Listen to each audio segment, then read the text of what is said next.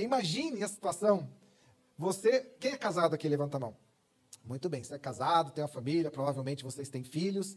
E mesmo você que não está casado hoje, mas você também já participa de uma família. Você foi filho de alguém, filha de alguém, teve um pai, teve uma mãe, teve irmãos. Tem esse contexto de família. E também nós estamos aqui reunidos na família de Cristo. Então, a mensagem de hoje é para alcançar todas as pessoas que um dia estiveram num contexto de família, estão num contexto de família, estão inseridos na família de Deus, querem constituir uma família, né? Então, durante esse tempo aqui, as próximas 4 semanas, a gente vai estar bem focado entendendo a vontade do Senhor a respeito da família, né? Posicionamentos que nos colocam numa condição de receber as bênçãos do Senhor, para que a gente possa entrar num lugar de cada vez mais andar vencendo em Jesus. Mas como eu estava falando para vocês, imagine o contexto. Imagine você que é casado hoje. Um dia, você se apaixonou por essa pessoa que está do seu lado. Um dia você sonhou. Talvez antes de você conhecer essa pessoa, conhecer seu marido, sua mulher, talvez quando você era jovem, adolescente, você já tinha o teu sonho de ser sua família, de ter a sua família. E quando você sonhava lá no seu íntimo, nem todos sonhavam, alguns não sonhavam em ter família, as coisas foram acontecendo, mas outros sempre tiveram um objetivo de vida, um sonho de se casar. E eu imagino que quando você imaginava isso, você pensava em coisas boas, você pensava até nas características que você gostaria que a sua esposa, que o seu marido tivesse, características físicas, características de personalidade. E você imaginava que teria filhos, e quantos filhos teriam. E você imaginava o contexto do seu lar ali, como que ia ser, o ambiente de harmonia. Você imaginava o que você iria construir juntos, o que vocês conquistariam juntos. E não passa pela minha cabeça que você pensava assim, puxa, um dia eu quero me casar, e vai ser uma grande oportunidade de eu colocar todas as minhas frustrações na vida de uma outra pessoa. E olha, eu não vejo a hora de poder ter aquela discussão assim que me deixa irado, né? Vontade de socar a pessoa, de dizer palavras violentas, de oprimir com palavras psicologicamente a outra pessoa, de brigar. Puxa, como eu sonho em ter uma família que é briguenta. Meu sonho de infância é ter uma família briguenta. Né? De não ter vontade de voltar para casa do serviço. É meu sonho. Né? Quem sonhava assim? Não levante a mão, por favor. Não levante. Mas você se relacionou com aquela pessoa, se apaixonou por ela e sonhou junto e casou e teve os primeiros dias, os primeiros anos de casamento, mas vocês vão percebendo que algumas coisas que não estavam no contexto dos seus sonhos começaram a acontecer. Algumas cargas e algumas histórias e alguns contextos de família, da sua família anterior, começaram a serem derramados para dentro do seu casamento. Modo cultural, a maneira de organizar a casa, a profissão, a forma pela qual você foi criado. Né? A Valéria foi criada num contexto muito diferente da maneira que eu fui criado. E isso gera um conflito muito grande. Filhos que não tiveram pais e agora tem que ser pai. Filhos que cresceram debaixo de um tormento. Pai alcoólatra. Chegava em casa, destruía a casa, violência. E agora tem que gerar uma família. Contextos profissionais que trazem pressão para a sua vida. E você chega em casa e transborda para dentro da família. E aqueles sonhos de juventude, aqueles sonhos dos primeiros dias do casamento, aquelas declarações e votos que fizeram mutuamente diante de uma autoridade, aquilo parece que foi ficando para trás e tão distante, que às vezes até perdemos a perspectiva de um dia ter uma família abençoada. Um ambiente onde o Espírito Santo tem prazer em ficar. E não é incomum nós andarmos por esse caminho. Nós sabemos que não é só pelo fato de você entregar a sua vida para Jesus que tudo vai ser maravilhoso. Mas, por outro lado, nós entendemos também que o princípio de reorganizar esse processo, de trazer novamente esperança no nosso coração, de nos fazer sonhar novamente com a possibilidade de ter um lar onde existe entendimento, onde existe relacionamento, onde existe amor, onde existe paciência, bondade, fidelidade, onde existe mansidão, onde existe domínio próprio. A gente entende que se nós colocarmos o Senhor Jesus no centro, quando Ele está no centro, Ele começa a ordenar toda essa confusão que está acontecendo ali de baixo. E as coisas, elas não acontecem de uma hora para outra. É um processo. E nem tudo vai estar perfeito sempre. Sempre nós estaremos lutando com uma outra situação. Mas nós temos aliança de compromisso com Deus, e essa aliança de compromisso, ela se transborda, ela transborda numa aliança de compromisso entre os cônjuges. Né? O mundo está acostumado a entender o amor de uma maneira diferente do que o amor é de fato. O amor tem a ver com compromisso. O amor tem a ver com aliança. Deus nos ama através de uma aliança, com compromisso, com responsabilidade. Nós estamos aprendendo com a cultura secular que ser feliz é o que mais importa. Mas a Bíblia, o conceito eterno, os princípios da eternidade, os valores eternos nos dizem que ser responsável é o que mais importa. Porque a felicidade vem como resposta, como fruto da responsabilidade. Então, se você ora pelos seus filhos para que eles sejam felizes, começa a orar diferente. Ora para que os seus filhos sejam responsáveis. Ore para que os seus filhos tenham fidelidade.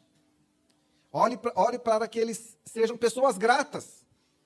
Que a felicidade é consequência de princípios que são valores eternos. E isso se aplica nos nossos relacionamentos. No relacionamento entre marido e mulher, no relacionamento da casa com família, pais e filhos, e nos demais relacionamentos.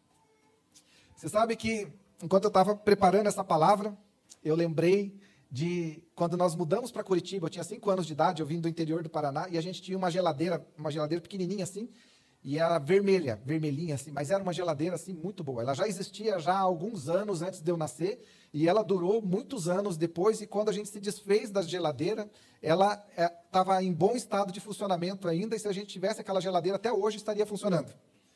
Porque antigamente, a gente fazia as coisas para durar, e era para durar para a vida inteira. E tinha as pessoas que eram especializadas em consertar as coisas. Quando tinha alguma coisinha, algum parafusinho que estragou naquele negócio, naquele equipamento, naquele aparelho que foi feito para durar a vida inteira, a gente levava para consertar e depois trazia e sabia que ia durar mais um tempo ainda. Mas um dia alguém teve uma ideia para obter algum benefício, pensou assim, puxa, eu vou colocar algumas características tecnológicas a mais aqui para atrair atenção, mas eu vou fazer de uma maneira mais frágil, para estragar rápido e poder comprar uma, imaginando que vai ser melhor, porque a outra já vem com uma tecnologia nova. E a gente saiu do contexto cultural de termos as coisas para durar para sempre, para um conceito cultural do descartável. Eu vou usar até que não venha o outro melhor. Eu vou ter esse carro até o próximo novo que sair da qualidade, do que vem melhor. Só que o problema é que a gente acaba trazendo essas questões para os nossos relacionamentos. Eu estou dentro desse negócio até eu estar feliz. Porque quando eu não estiver mais feliz, eu vou para o outro. É ou não é assim? Não conosco, né? E os relacionamentos, eles se tornaram cada vez mais descartáveis, assim como a nossa cultura é uma cultura de descarte. E nós saímos daquele lugar onde nós entendemos, nós vamos passar a nossa vida inteira juntos. Eu e a Valéria, nós vamos passar a nossa vida inteira juntos. Tem uma condição para a gente se separar. Na verdade, são duas. Ou Jesus volta, ou um de nós vai morar com ele. É essa a possibilidade. Então, o que nós precisamos decidir é como nós vamos passar essa vida junto. Não se vamos passar a nossa vida junto. Porque nós dois somos a geladeira vermelhinha. E quando a geladeira estragar, e ela estraga bastante, nós não vamos jogar fora, descartar e comprar outra. Nós vamos levar para o consertador de geladeira celestial e dizer, consertador de geladeira celestial. Como que chama quem conserta geladeira? Oi? Jesus técnico? Técnico celestial. Nós estamos com a nossa geladeira estragada. E ele vai nos ajudar. Ele vai trocar a pecinha e deixar a tua geladeira pronta para ser usada mais um tempo. Quem está entendendo? Estamos juntos? Amém. Estamos juntos nesse processo. Doloroso processo, né? Às vezes, como eu falei, assim, essa mensagem, ela tem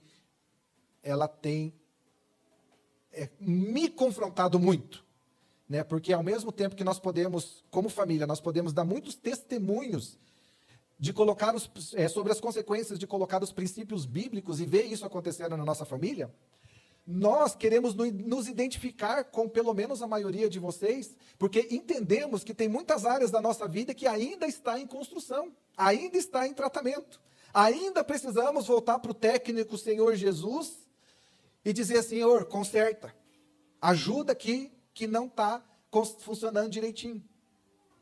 Mas nós entendemos que nós não vamos trocar de geladeira. Quem está junto comigo? Quem está disposto a não trocar de geladeira, levanta a mão. Você dá o eletrodoméstico que você quiser, né? Pode ser uma máquina de lavar, uma secadora, o que você quiser, né? Mas o que nós precisamos entender é que a casa, ela pode momentaneamente estar de cabeça para baixo, mas ela não precisa permanecer assim. E o ponto 1 dessa mensagem é: uma casa fora da vontade de Deus se torna um lugar de ruínas. Isaías 24:10 diz: a cidade vã está em ruínas, a entrada de casa está fechada. Sabe, quando Deus não está no centro, a casa, ela começa a se fechar em si mesma, né? Quando a presença de Deus não está, os relacionamentos, eles tendem para um isolamento, né? São corações fechados, a comunicação é interrompida, relacionamentos, eles acabam ficando cada vez mais desgastados. Um prédio, ele não cai de uma vez só. Uma casa, ela não desmorona de uma vez só. Começa com uma pequena rachadura. Né, Nelson? O Nelson entende de casa, né, Nelson? Começa com pequenas rachaduras, pequenas situações que corriqueiramente se tornam hábitos, que se tornam um estilo de vida e que se tornam um processo de afastamento e de isolamento. É um processo. Por exemplo, um casal que antes conversava sobre tudo e agora só troca informações básicas. No começo, tinha que comprar um saco de ficha para ficar no telefone público lá, conversando. Quem entendeu, levanta a mão. Nós que somos novos, né, Jefferson? Né? No começo, pegava ônibus, 3 ônibus para ficar lá 20 minutos conversando com a pessoa, e já tinha que voltar para casa, mais 3 ônibus de volta, mas eram os 20 minutos mais extraordinários da vida da pessoa. Né? Vocês que são mais jovens, já são do tempo do telefone de linha, do telefone celular. Quanto que você já gastou de telefone celular para ficar conversando com essa pessoa? Meu Deus, tanto assunto, 3 horas, 2 horas, e lá, desliga você, desliga você, desliga você. Só não desliga você, fica ali umas 2... Aí, mas depois do casamento, essas situações vão entrando e inicia-se um processo de distanciamento. Algo que era para crescer e ser cada vez melhor, acaba entrando num processo ali de desgaste. Aquela mágoa, aquela situação mal resolvida, aquela frustração, aquela desesperança em não conseguir mudar o outro. Quem consegue mudar o outro? Só Jesus que muda. Não tem jeito. Então, o que nós precisamos fazer diante disso? Nós precisamos identificar as rachaduras. Nós precisamos perguntar para nós mesmos onde isso começou. Aonde nós caímos. E voltar lá atrás, naquele lugar. E a partir de lá, iniciar o processo de restauração. Nós precisamos assumir novamente o controle da situação. E nós precisamos ter algumas atitudes antes que vire, de fato, uma ruína. Nós não podemos ignorar os pequenos problemas porque eles constroem os grandes colapsos. Um casamento não chega a ponto de, em algum momento, um dos cônjuges dizer para mim, não dá mais, de um dia para o outro. Foi um processo de dias, semanas, meses, anos, décadas de frustrações, até o ponto de chegar a esse desgaste de ruína, onde já não é mais aquela brechinha, mas na verdade é um barulho que diz vai cair. Vai cair. Mas graças a Deus, porque temos um Deus de milagres que é poderoso para restaurar todas as coisas, para fazer o impossível. Mas existe algo que Deus não pode fazer pelo seu casamento. É aquilo que só você pode fazer. Então, coloca a mão no seu coração e diz assim: a começar por mim, eu decido a colocar a minha vida nas mãos de Jesus. Eu recupero a esperança de restauração. Se você tem família, diz assim: da minha família. Se você é parte de uma família, você diz: da família dos meus pais. Em nome de Jesus. Amém. Amém. Uma casa fora da vontade de Deus vive em conflito constante. Mateus 12, 25 diz: toda casa dividida contra si mesmo não subsistirá. A divisão, ela acontece de maneira sempre sutil. É quando o orgulho substitui o diálogo. E o orgulho é um dos fatores que a gente poderia dizer que é a marreta de destruição de uma casa, é o orgulho. É não assumir a sua responsabilidade, é não ter empatia com o outro. São as mágoas virando muralhas. São situações que aconteceram no passado, que você ainda não conseguiu perdoar e liberar aquela outra pessoa, né? Aquela falta, as frustrações de você ter sonhado lá atrás na sua juventude e ter um marido que deveria ter aquelas atitudes, e você vê que hoje o seu marido se desviou completamente do propósito que você imaginava, se desviou completamente do compromisso que ele tinha e fez com você. Ou a esposa, da mesma forma. Ah, meu marido só quer saber de jogar videogame e ficar em casa. Ou ficar só jogar videogame. Ou meu marido só quer saber de jogar bola e ficar com os amigos na rua. Ou a minha esposa só quer saber de trabalhar e ficar com as amigas. O meu sonho, quando eu imaginei casar, é poder voltar para casa e ter uma comidinha ali para eu comer, poder sentar junto com a minha esposa, com os meus filhos ao redor da mesa. Mas isso não acontece. E por isso eu sou frustrado. E por isso eu sou magoado. E por isso essa mágoa e essa frustração se transforma em isolamento e separação. E um abismo vai chamando outro abismo. E na medida que você se decepciona, você decepciona o outro. E o outro devolve decepção. E você entra num círculo vicioso de destruição. Então hoje nós precisamos sair desse lugar e entender que nós não vamos conseguir mudar os nossos cônjuges. A única pessoa que você pode mudar é você mesmo. Então você tome a decisão de aceitar o seu cônjuge, orar por ele, mas fazer a sua parte de ser o melhor que você puder ser dentro desse casamento, dentro desse relacionamento. Se você está aqui hoje e é um filho, você não pode mudar o seu pai e a sua mãe. Talvez você está aqui hoje e é um filho que já não mora mais com os pais. Você não pode voltar lá atrás e restaurar as suas atitudes que você tomou e viver novamente da melhor forma. Mas você pode voltar lá atrás e pedir perdão. Você pode resolver essas questões dentro do seu coração para que você continue o seu desenvolvimento de relacionamento íntimo com Deus a partir daqui. Sabe que são situações que vão acontecendo nas casas, onde discussões nunca terminam, os silêncios se tornam prolongados, disputa para ver quem está certo. Né? Quem já ouviu aquela frase aqui? Eu abri mão de estar certo. Eu abri mão de ter razão, porque eu prefiro a paz. Obviamente que nem sempre a gente vai ter condições de abrir mão de todas as coisas. Mas nem todas as batalhas a gente precisa lutar e vencer. E nem sempre a gente vai conseguir acordos nos relacionamentos. Mas nem por isso a gente precisa viver em completa desilusão e mágoa, porque não conseguiu impor a sua verdade. E muitas vezes a gente vai precisar aceitar. São disputas, são relacionamentos onde ninguém cede. Parece que se eu ceder, eu estou perdendo. Parece que se eu ceder, eu estou perdendo o espaço dentro da minha casa. E eu sei que se eu der razão para ele nisso, amanhã ele já vai querer outras coisas. Porque eu já sei como que é. Eu já sei como funciona. E nós nos tornamos cada vez mais orgulhosos, mais autoritários, mais protetores do nosso espaço.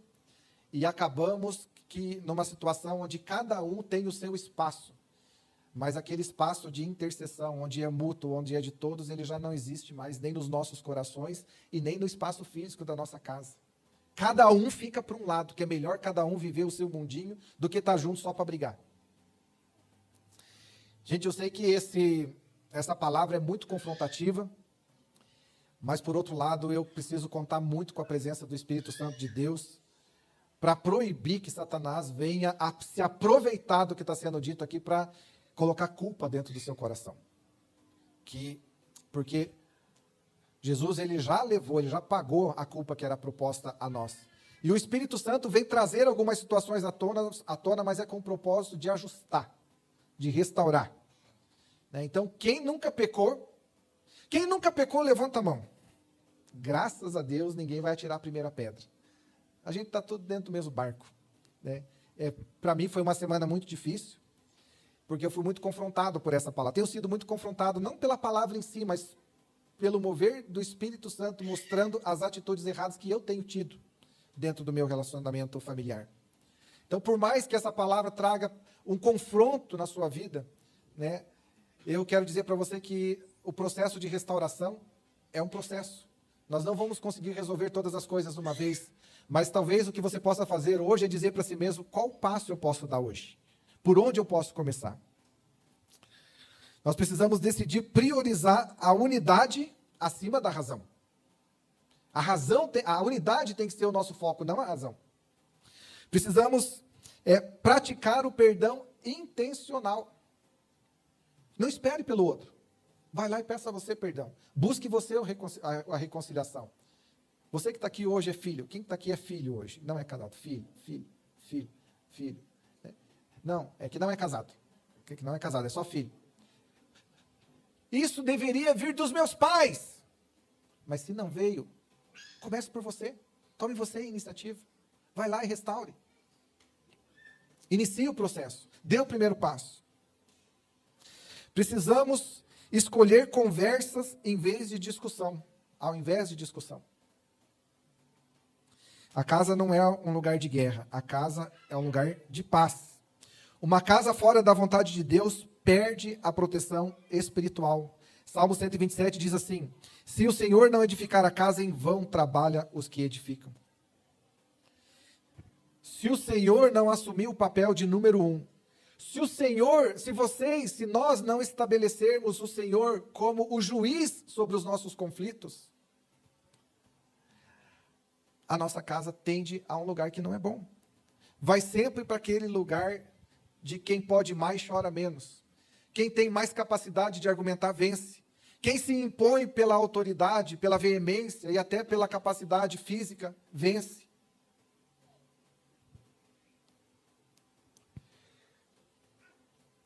Sabe que muitos de nós buscamos suprir necessidades relacionais com conquistas financeiras. Muitos de nós buscamos estrutura, conforto, estabilidade financeira. E essas coisas, elas são parte importante e relevante dentro de uma família.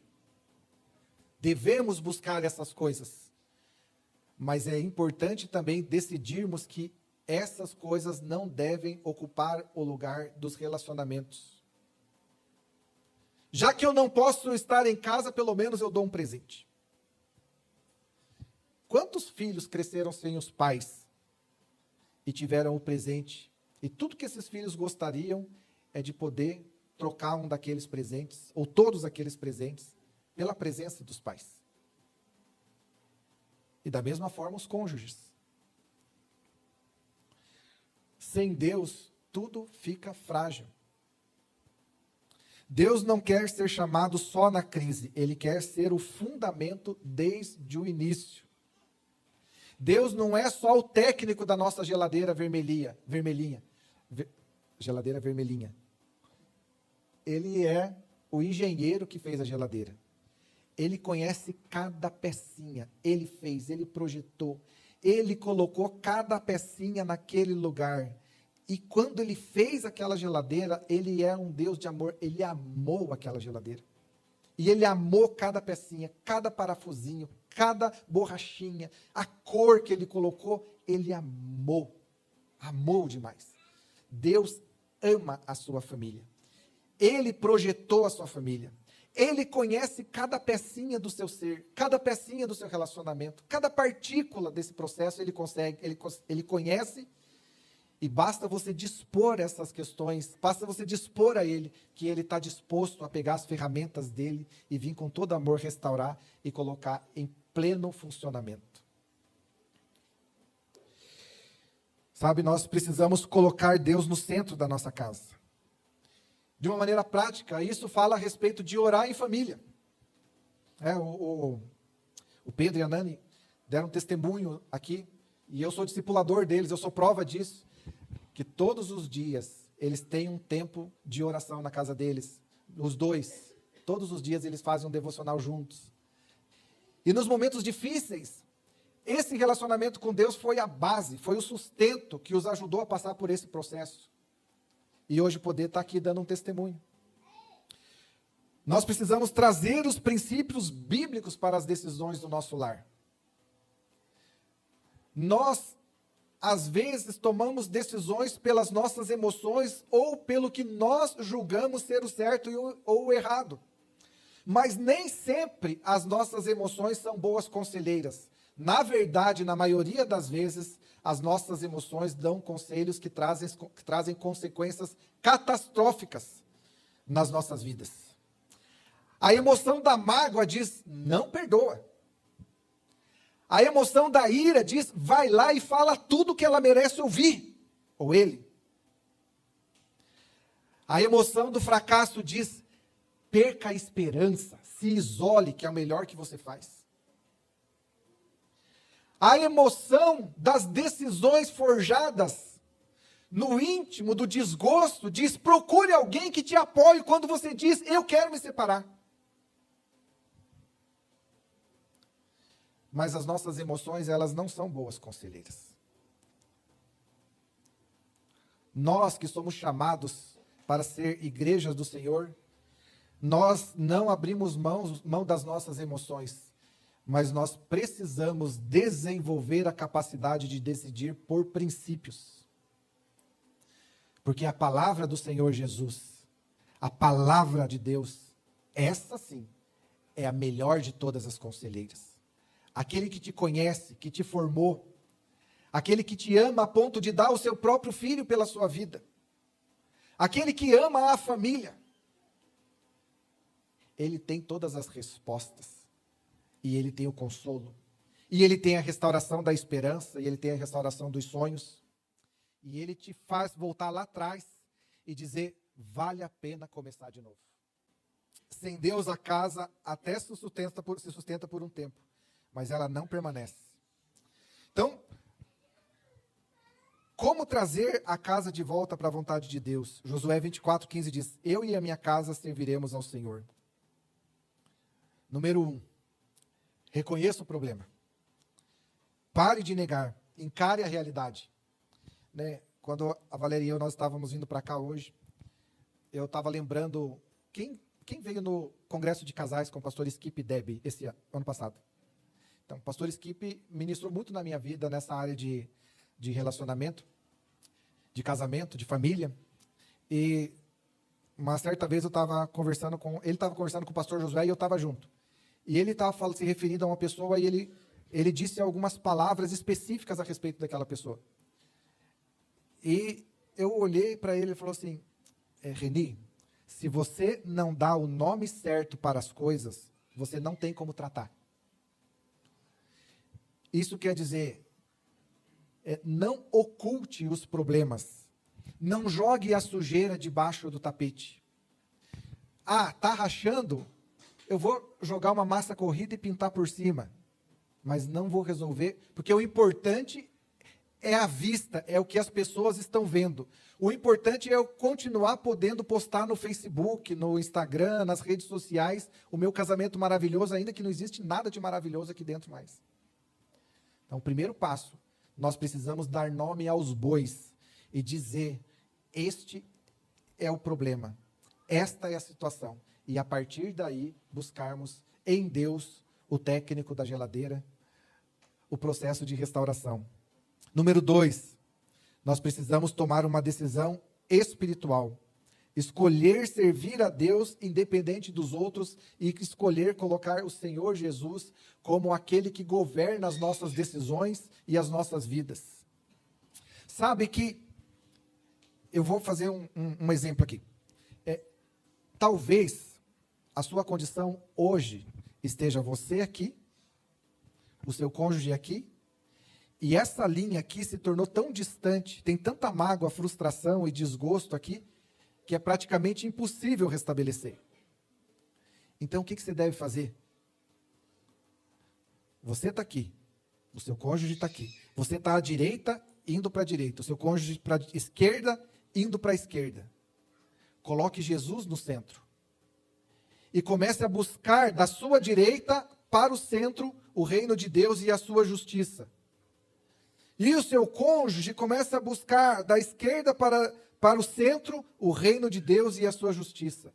Se vocês decidirem buscar a Deus em primeiro lugar, vocês se encontrarão aqui em cima. Quem está entendendo? Deus inicia o processo de restauração e vai restaurando, e quanto mais vai restaurando, vai aproximando vocês. E vocês se tornam um com Deus novamente. Isso fala de reconstruir, de restaurar o altar, de orar em casa, promover diálogo, liberar perdão. Onde Deus entra, a restauração começa. Então repita comigo, diga assim, onde Deus entra, a restauração começa. Amém. Vamos chamar os músicos.